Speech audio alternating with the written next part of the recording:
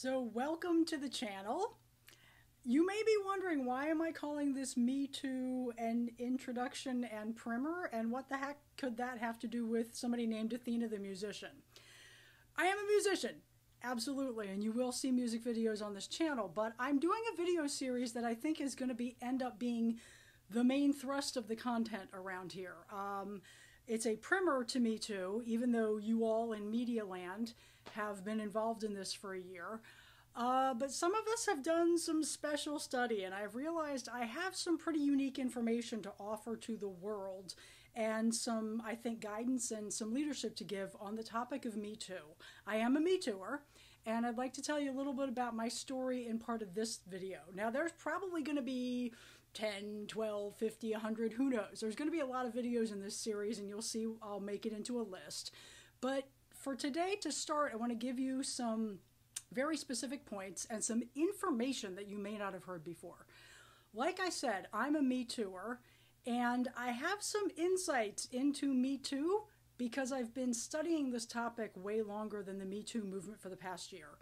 Some of you may remember something called Yes All Women that happened Memorial Day weekend of 2014. So this is May of 2014. And this was a Twitter event, let's call it that. Hashtag Yes All Women became a huge explosion on Twitter, and I was right in the middle of the fray because I've been through 3 assaults and 2 instances of workplace harassment. So I have a lot to say about the topic. But when this happened to me, I didn't just kind of get mad. What I did was start researching. The reason I started researching is I've been studying neuroscience and psychology for about 30 years. So when these events happened, I had this inner drive to bring forth to the world what I knew on the topic, because the one thing I knew was nobody was telling, not the truth, but people weren't saying what was factually accurate about Yes All Women back then, and they certainly aren't saying what's really factually accurate about Me Too and sexual assault now. And I realized I have a lot to say about the topic that is very unique because of the circumstances I've lived through. Thus, you know, I'm going to be doing some video series on this, and I plan to take what I'm going to call a much bigger leadership role over the next couple of years in Me Too because of this very unique perspective that I have on it. I realize if I don't say anything, nobody's going to be able to benefit from my information. So since I have a channel and I'm used to being in front of a camera, I'm going to open my mouth and I'm going to do it. So this will be an ongoing video series. If it's boring, skip what you don't like. If you find topics that you want to jump in on, go ahead and jump in. And if you find this useful, great, that's why I'm doing it. But if you want more information on specific topics that you felt like I missed or you had specific questions, absolutely leave me a comment. I know what I want to say about the topic, but I also know that's inside my own head. What I'd really love to do is be of service to people because of some very unique things that I have to offer on the topic. So this is an introductory video to what will be a much longer series. So here we go. I'd like to start with basically the spine of a rather large conference speech that I prepared back in 2015 and 2016. When I realized that I had some insights about the topic that other people really weren't seeing and nobody is talking about, I put together this rather long format speech with slides and all of that. That's what I'll be delivering here on YouTube. So it's going to be broken out into some segments, and what you're going to get today is the basics on my story and some basics about this rather in-depth speech. I'll be breaking it into topics because it's easier to digest. I'm going to give you all the research and all the footnotes so that if you want to go do more reading, you can. And you may hear Rocky the spastic silly dog in the background scratching on the door. Got it. If you have a silly dog, send me pictures. You can go look at Rocky the silly dog. He's an Ewok on my Instagram. So to start, the speech is titled something that's, I understand this may be kind of caustic and a little bit confrontational, but understand I'm coming from a very humane place and I'll flesh it all out. So, the speech is called The Male Psyche as the Cause of Sexual Violence. why on earth am I saying that? Well, let me tell you a little bit about my story, and then I'll get into the academic details of this. So, like I said, I am a Me Tooer of multiple incidents. I have never been raped, thank God, because of some very special men who fight trained me. So I had a couple of individuals in my past that I'm incredibly blessed to know. The most public of them is a gentleman named Satyen Raja. You can look him up on the internet. He's an amazing human being. And out of everybody I've ever met in my life, I will say publicly, Satyen is the person who has contributed the most to me. And I thank God every day that he taught me to fight. Satyen taught a fight training class. It's a 3-hour class that I wound up in a business class. So I'm in a business seminar, and Satyen teaches us this 3-hour basic, how do you fight for your own life when you need to? And this was back in 2005. Never thought I would need it. I'd taken a couple different forms of martial arts. I'd studied karate. I thought, I'm never going to need this stuff. The next year, I was involved in a rather intense workplace sexual harassment experience that was terrifying. The only thing that got me through it was the fact that I'd been fight trained. Thank God in that instance I never had to use it. But I was able to hold myself together at work, largely because of that fight training. So it was invaluable to me. The perpetrator of the harassment was threatening my health and my safety every single day that he and I worked together. I worked at a small business, and in a small business, you often have no HR. And so HR effectively was my boss, who thought it was funny and wasn't willing to do anything about it. He got a rise out of it. He thought it was a hoot. I was having my safety threatened every single day that I went to work with this individual, and my boss thought it was funny. And then enter another gentleman of influence who I'm absolutely glad to know. I had one male coworker who stood for me. I worked at the location, at this business at the time, I was the only female on staff.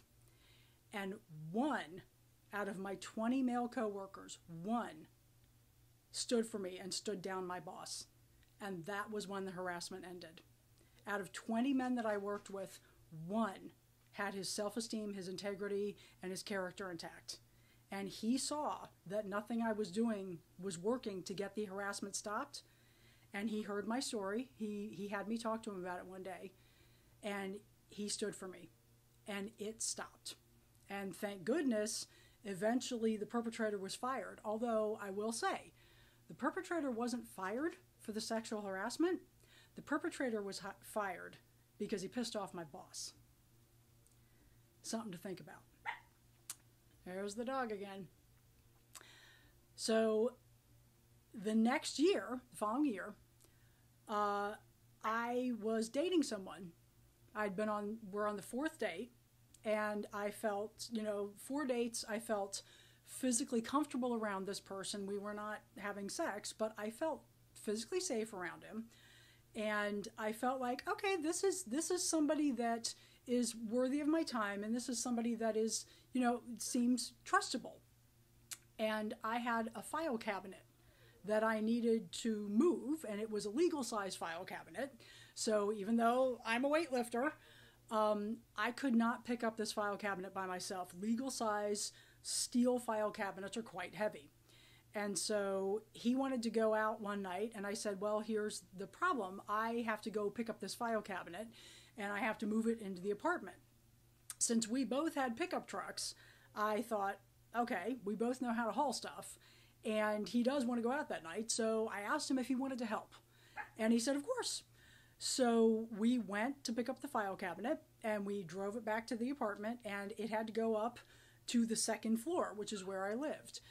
We took the file cabinet, got it up around the, hairpin steps and up into the unit, and got the file cabinet in place. I thought, okay, good. Now we can go do whatever we want to do out in the world. And that was the first time that I had been through a date rape attempt in my own apartment. Thank God I knew how to fight for my life, because I won the fight. I remain unraped to this day because I won the fight. And that is due to Satyen and his team and what they taught me. But it was, whoa. Yeah, how do you put that into words? So the one thing that came out of that horrifying situation that shattered a part of me, possibly forever, although I've gotten most pieces of myself back. The one thing that I saw out of being unraped and winning the fight was that men do not perpetrate sexual assaults for power or control. That's what we're all told. Men do this because of it's power dynamics. Men want women to be afraid of them, and men rape women and do all this, harassment because of power and control. Absolute lie. Absolutely untrue. And I'll give people the benefit of the doubt, and I'll say it's coming from an uninformed place, which I can be compassionate to. So, if people are trying to kind of ram home that message that men do this because of power and control, they don't. It's not true. You can read any of the academic literature that I'm going to share with you over the next couple of videos, and you can find all my sources, and you'll see that what I'm telling is accurate. Men perpetrate harassment and rape and assault because of male shame. There, I said it. Here we go, out on the internet, all the trolls. I'm probably going to get hit with it now. Men do these things because of shame. And over the next couple of videos, I'm going to get into the weeds of this. It may be quite a nerd prom, but we need to change the dynamic of how we talk about these things, so I'm just going to give everybody the facts. It's about male shame. So why is male shame such a big polarizing incendiary deal? The reason is, within the masculine psyche, and be very clear, the masculine psyche is distinct from the feminine psyche. There's, thank God, what has come on board in the past 20 years is a new and growing and robust field of masculine psychology. And I absolutely applaud it. I think it's far, way past the time that we should have done this. But the male psyche is distinct, and we have to examine it in the space of why are all these sexual assaults going on. So within the male psyche, shame is the kryptonite. Think back look through your life. Look around you at the men that you know and see what are the things that really grip them? What really sets them off? What is the Achilles heel for most men? It's shame. Men will do anything possible to get away from shame. They want to get it away from them. And what I saw in the moment that I got my attacker off of me, I'd won the fight. Now what I needed to do was get him out of my apartment. There was a moment where you could say at that point I wasn't safe, but I had gotten the worst of it, the absolute worst, most horrendous thing that could have happened, I had prevented. And there was a moment where it was kind of like time stopped. He looked at me and I looked at him, and he knew he was done. He knew he needed to get out of my apartment. If he didn't, I was probably going to put him in the hospital. And he knew it. And what was absolutely clear to me in that moment was the incredible depth of shame. And it wasn't mine. In that moment, what both of us knew in that room was absolutely every bit of the shame present was his. And that is what got him out of my apartment, because he could not face down his own shame. And when I saw that, I had a very different experience of being assaulted than a lot of women have. If you have to go through being assaulted, I'd rather women have my experience. And the experience that I had was that assault wasn't my fault. That was about his shame. And I didn't get any of it on me. Now, because he also had failed at raping me and had lost the fight. I mean, think about this. He's failed at getting what he wants. And he lost a fight to a woman. He is really in the pit of it in terms of what's going on in the moment in the interpersonal space between the two of us. And I had been, once I snapped, because I was terrified, I froze. When he grabbed my head, I froze. And the only thing that got me to fight was the fight training. Oh my God, Satyen Raja, thank you, thank you, thank you. the thing that got me to fight was exactly what Satyan had trained me to do. When my life was truly being threatened and I was in grave peril, I was able to do exactly what he trained us, was you harness everything you got and you fight to do whatever you have to do to get out of that situation. And I got him off of me. Now, the problem was we were in my apartment, so I had to get him out of the situation. So this moment where this shame issue became very clear also became a tool for me. This is where I think in the space of that 2.5 seconds, I learned more about male shame than I learned in the subsequent couple years of researching it. Silly dog again. So, what I can tell you in that moment was the shame was such a kryptonite to him that it basically, it kind of like drained any superpower that he had, and it allowed me to get him out of my house so I could lock the door behind him and attend to my own needs, because oh my God, was that a hideous moment. But over the next couple of days, that's where this insight, I didn't know in the 2.5 seconds and in the time it took to get him out the door, I wasn't having all these, these revelations about shame, and I wasn't having all this academic stuff show up. I was doing exactly what Satyan had trained me to do in a fight, which is get out of the situation. When I locked the door behind him, I remember, threw the lock and turned around and just fell backward against the door like, oh my God, that was really a big thing to have lived through. But I also had been through I'd been through some childhood traumas, and so I'd been in things like trauma recovery for years.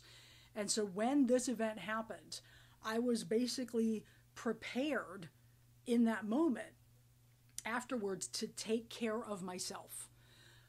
Because he failed at raping me, there was no rape kit, so I didn't have to worry about, oh my God, I have to go to the cops right now.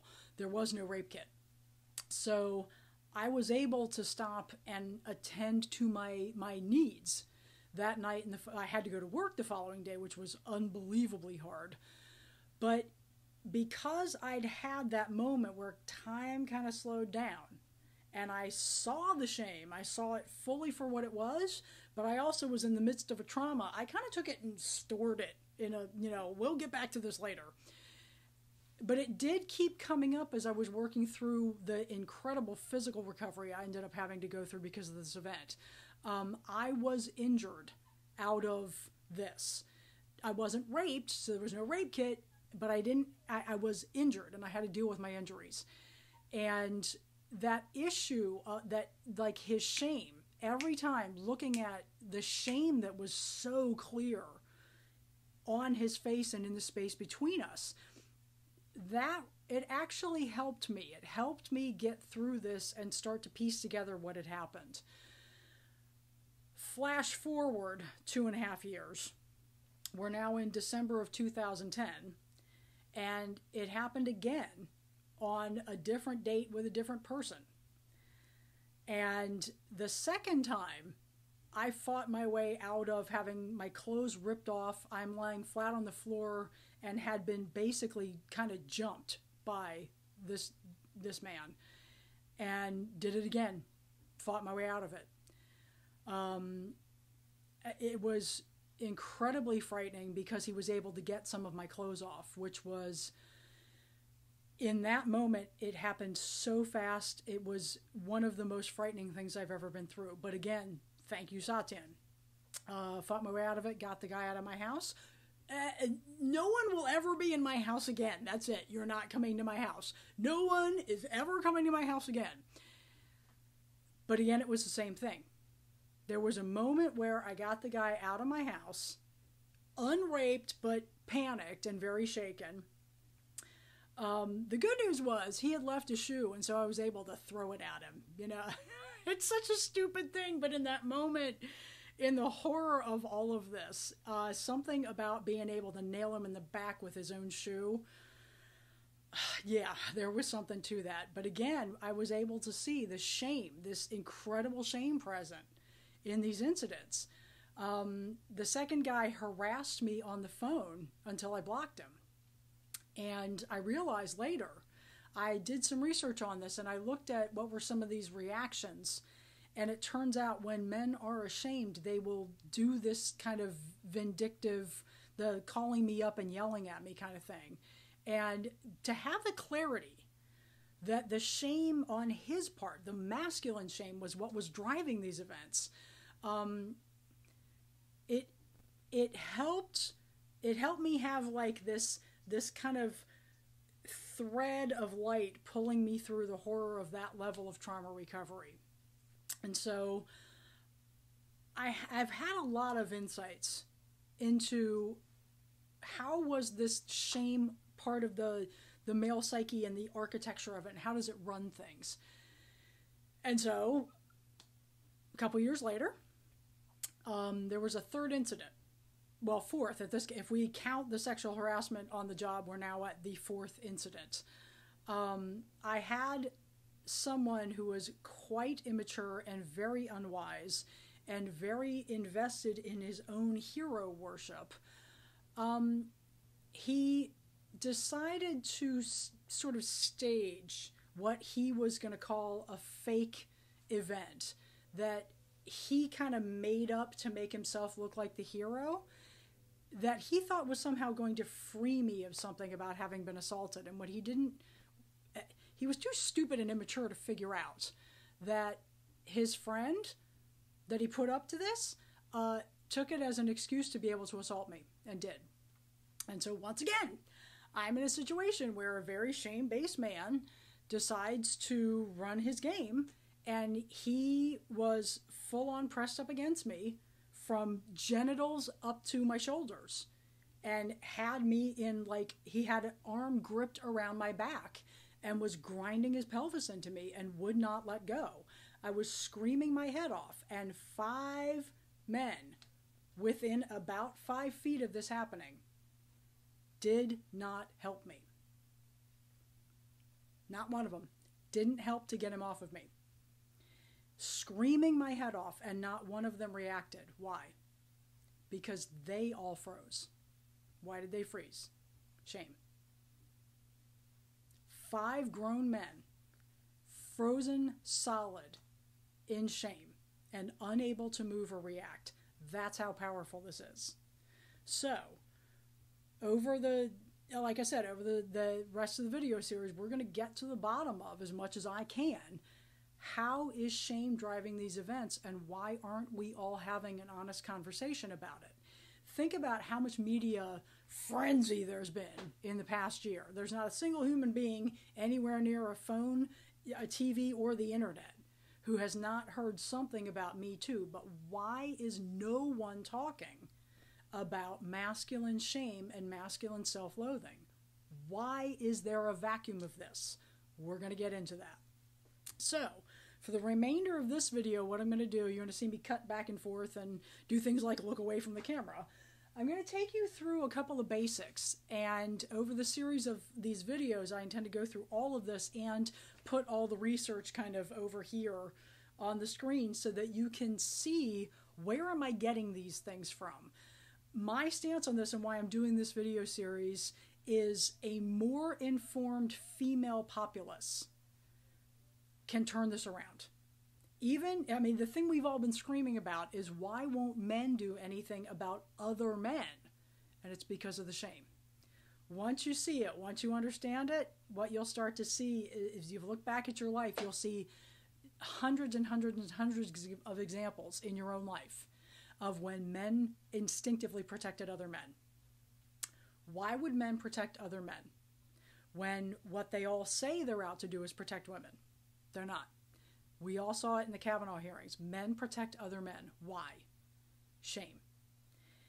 If you see that instance where some guy does something to a woman, and all of a sudden it goes kind of sour, and everybody socially, we're social animals, we can tell this. We can tell that something untoward has happened, but what you see is all the men kind of look down. What is that? That's masculine shame running in the moment. And that's men being pulled under by this kryptonite. So, What is causing all of this? I'm going to start with a couple of basic definitions. And again, this is from the speech I put together. It's called The Male Psyche as the Cause of Sexual Violence. The single most important point that every woman needs to know is about something called codependence. Codependence as a term has been around for a while, and in fact, it was 1987 when Melody Beattie wrote a book called Codependent No More. I read the book in 87 when I was in my senior year of high school, and it changed my life. I'm absolutely grateful for the incredible work that Melody Beattie has done in that area. She's done probably more work in codependence and getting it out into the public and informing people about it and really giving her own story. She's probably done more work on it than any psychologist or psychology researcher in the field. She has taken this on as her issue, and thank goodness, because she's her life's work has been put into dealing with codependence and helping individuals solve it. If you've ever read about or heard about any 12-step groups, 12-step groups tend to work a lot with codependence because codependence is a driver of addiction. I've never been an addict, but I had alcoholic grandfathers on both sides. So I went to a group called Al-Anon. For any of you who have never heard of Al-Anon, it's a brilliant organization. Al-Anon is not for the addict or the alcoholic. Al-Anon is for the friends and family members. And so I realized how affected my family tree had been by some of these problems. So I went to Al-Anon. It was incredibly helpful. Through that, I found out about a gentleman who had written a book about addiction, and he came up with a really great definition. I'd like to read this to you here. So this is from Renee Aram. He lives out in Idlewild in Southern California, and he's done absolutely brilliant work in the area of addiction. He says, codependence is defined as a psychological condition or a relationship in which a person is unconsciously controlled or manipulated by another who is affected in a pathological condition. Now, he's calling that pathological condition addiction or illness. I'm going to say on a much broader scale, unconsciously controlled is endemic in American culture. Unconsciously controlled by the problem rooted in shame. In broader terms, now these are his words again, in broader terms, it refers to the unconscious dependence. Ladies, is this starting to make sense? The unconscious dependence on the needs of or control of another. So that's Renee Aram, E-R-A-M, sorry about that. He wrote this brilliant book talking about addiction and codependence, and what he was able to see through his own experience was codependence is the root cause of all addiction. Codependence is what drives the myth that most men in our culture live by.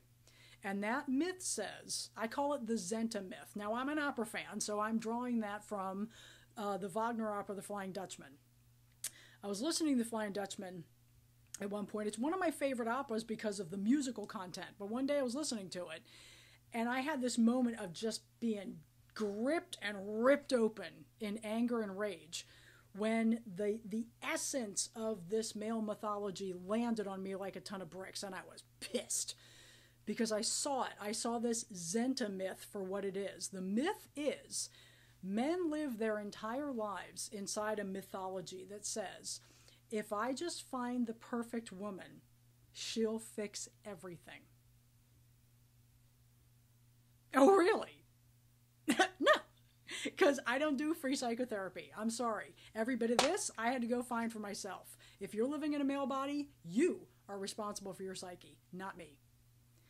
But I want you to look at how much our culture is constructed to protect men from their fear of, oh, that icky feely stuff. That's all female stuff. We don't do feelings. Okay, so why is it that there's this top tier of men who have really got their act together who can handle that stuff? Why is it that there's this top tier of men in our culture? And I'm not saying money-wise, good Lord, no. I'm talking a real, true, grown, masculine, mature man. And I'm going to use that definition a lot. A real, true, grown, masculine, mature man has mastered his masculinity. His masculinity doesn't own him, he owns it. My words, you can quote me on that because I made that one up. My distinction. There are men that all of us as women know. Now, if you're a man who's watching this, I hope you are one of them. We need 150 more of you per female. Every woman knows that there's this kind of elite core of special men in your life. And they may be family members, they may not. You might meet 10 of them in your whole lifetime. But there's this character of man who has mastered himself, who owns his masculinity and owns his psyche, and he would never, ever expect a woman to emotionally bail him out. There's no codependence there. He's able to be his own psychic source. He's able to provide for his own emotional wellness without a dependence on women. Codependence is rampant in men in our culture because men have been raised to believe that women will save them from their psyche, that women can make them feel better all the time, that if he can just find the right woman, everything about his life is just going to fall into place so that he doesn't have to do any of the hard work of maturing and mastering himself. That is the root of codependence that is the driver of all of these sexual assaults and of all this workplace sexual harassment. Because who's doing it? It's not the top tier men. It's not the grown men who have mastered themselves. Who's doing it are the middle school boys in big bodies. Who's doing it are males who are not yet men. And as we go through this video series, the one thing we'll keep coming back to is shame is the driver of all of this sexual assault, harassment, rape problem. It's shame. And what goes with shame is immaturity and codependence. Thanks for watching.